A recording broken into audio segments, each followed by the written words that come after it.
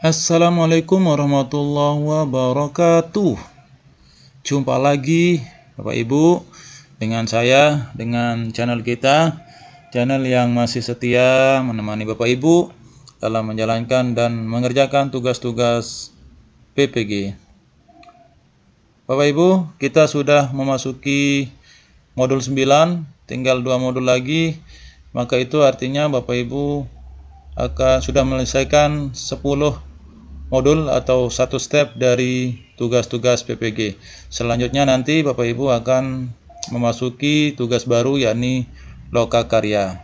Sebelum memikirkan lokakarya, kita fokus saja untuk modul-modul ini supaya nilainya juga maksimal. Tentunya jika nilainya baik di modul-modul sebelumnya dan di 2 modul terakhir, insyaallah nanti untuk tugas-tugas selanjutnya tidak akan terlalu kesulitan. Baik Bapak Ibu, kita langsung saja buka modul 9. Ini dia modulnya. Yang pertama, sudah tidak asing, kita diberikan kontrak belajar selama 3 hari ke depan.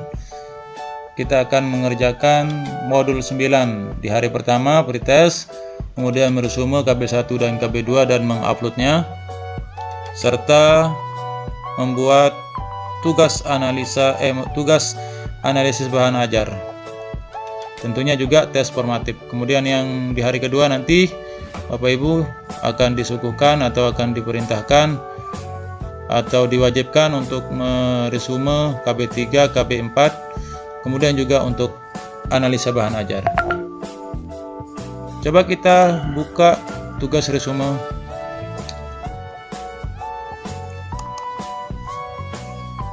Ini lumayan nilainya Bapak Ibu, mungkin karena sudah sering ya mengerjakan atau ada pengalaman. Tapi saya pikir bukan itu penyebabnya Bapak Ibu. Penyebabnya adalah tergantung dosen yang bersangkutan. Ada kalanya dosen yang baik hati, pemurah, sehingga memberikan nilai yang lebih kepada kita. Ada juga yang memang sangat idealis, sehingga nilai kita sesuai dengan tugas kita. Ini modul 9 kegiatan belajar 1, judulnya Teori Belajar Behavioristik dan Kognitivistik dan penerapannya dalam pembelajaran. Saran saya Bapak Ibu, pahami betul-betul pada materi ini, pada modul ini, karena nanti di soal UP itu banyak sekali yang keluar soal-soal tentang teori pembelajaran, dan ini pasti keluar, baik itu teori behavioristik, kognitivistik, dan teori-teori yang lainnya. Kita coba baca subcapian pembelajaran. Pertama, jelaskan perbedaan konsep belajar menurut teori behavioristik dan teori kognitif. Kemudian yang kedua, menentukan implikasi teori behavioristik dalam kegiatan pembelajaran beragama, dalam pembelajaran agama Islam ya.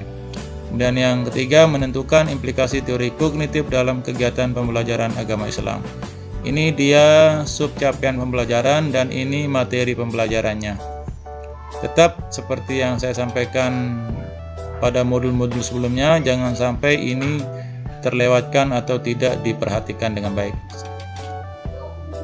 Coba kita buka modul saya, hasil resume saya Bapak Ibu. Ini dia. Ini peta konsepnya bagus, cuman warnanya monoton ya, gelap juga, jadi tidak begitu terang. Orang atau dosen yang mohon maaf penglihatannya agak kurang atau sudah pakai kacamata, perlu melihat lebih depan lagi, perlu melihat dari jarak dekat ya. Jadi tidak pas dibuka tugasnya dari jauh sudah kelihatan, tulisannya jelas, warna-warninya juga menarik. Ini faktor pendukung nilai terbanyak di modul di resume. Kali ini Bapak Ibu tinggal baca-baca saja ya. Tinggal copy paste, tinggal ambil mana yang penting, poin-poin yang dianggap perlu, sehingga nanti Bapak Ibu sebelum UP mudah untuk belajar tidak perlu buka modul lagi, cukup membuka resume, karena di setiap resume atau setiap modul itu pasti ada soal yang masuk, soal UP ya, di UP maksudnya. Kemudian materi bidang studi yang sulit dipahami, saya baca satu saja. Dasar adanya perbedaan ya, bukan perbedaan dalam teori belajar menurut para ahli teori behavioristik dengan teori kognitif. Ya, maksudnya ini apa yang menjadi dasar perbedaannya. Kemudian yang materi yang mengalami miskonsepsi, para tokoh aliran behavioristik cenderung untuk tidak memperhatikan hal-hal yang tidak dapat diukur dan tidak dapat diamati seperti perubahan mental yang terjadi ketika belajar. Ini banyak sekali ini Bapak Ibu. Kita lanjut ke analisa bahan ajar. Kalau resume, saya pikir Bapak Ibu sudah pinter ya, sudah terbiasa. Ini tugas bahan ajar KB1. Kita lihat instruksi dan petunjuk dosen. Silakan analisa video. Nah, ini dia. Betul-betul harus fokus ya. Betul-betul harus diperhatikan dengan baik. Karena kita tidak bisa kopas ya.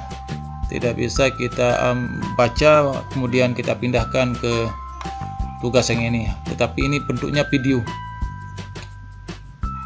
Videonya ini dia, video apa coba kita lihat. Teori belajar konstruksif dan humanistik. Ya, ini ada video pembelajaran ya tentang teori belajar. Ini dia, nanti di video ini disuguhkan pengertian teori behavioristik, kognitivistik, konstruktivisme dan humanisme. Tinggal kita mencari mana konsep serta apa yang kurang dan lebih di dalam materi, serta yang terakhir ini ya, kaitkan isi bahan ajar dengan nilai moderasi beragama. Sulitnya di sini Bapak Ibu, tantangan terbesarnya di sini.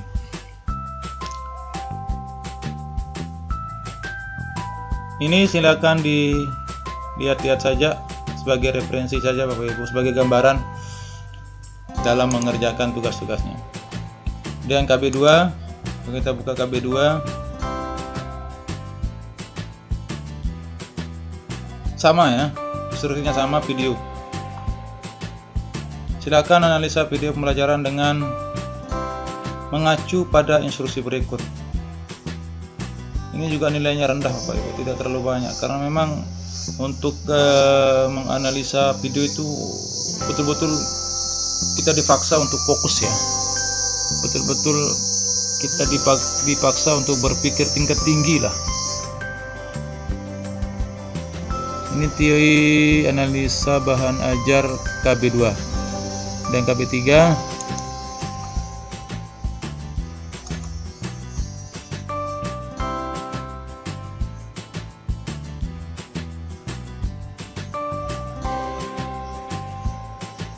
Sama juga ini video, makin rendah nilainya. Ya, memang ini kelemahan, terutama saya pribadi dalam menjawab atau menganalisa yang berbentuk video. Kemudian yang terakhir KB4.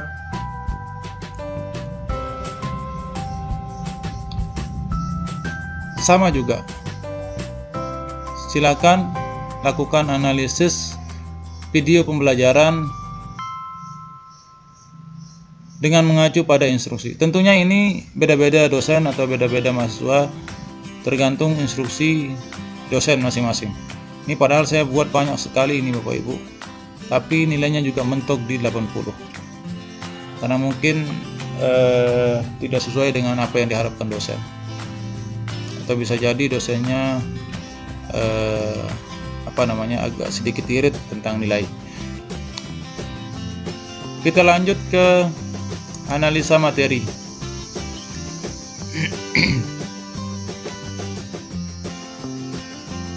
Ini dia tugas analisa materi. Silakan Bapak Ibu lakukan analisa materi teori belajar dan pembelajaran berdasarkan problem based learning dan atau project based learning. Disuruh pilih salah satu ya. Bisa menggunakan PBL, bisa juga menggunakan PJBL. Di sini saya buat PBL kayaknya. Ya, PBL. Judulnya implementasi metode problem based learning atau project based learning dalam pembelajaran di sekolah. Ini dia identifikasi masalah, gambaran penggunaan metode problem based learning atau PJBL dalam kelas, kemudian gambaran beberapa kendala yang ditemukan guru dalam menerapkan metode PBL maupun PJBL. Ini jika nanti ada yang sesuai, ada yang mirip dengan tugas Bapak Ibu, silakan ambil di deskripsi video ya. Ini juga untuk membuat ini kita butuh referensi yang banyak. Hitung-hitung cari pengalaman baru lah. Tahu hitung-hitung kita mendapatkan ilmu baru yang semula jarang membaca jadi lebih banyak membaca dan mendengar. Baik Bapak Ibu, itu saja untuk modul 9, dan nanti di terakhir kita akan membahas modul 10 ya. Sebelum kita nanti take up menuju tugas lokakarya. Demikian, Assalamualaikum warahmatullahi wabarakatuh.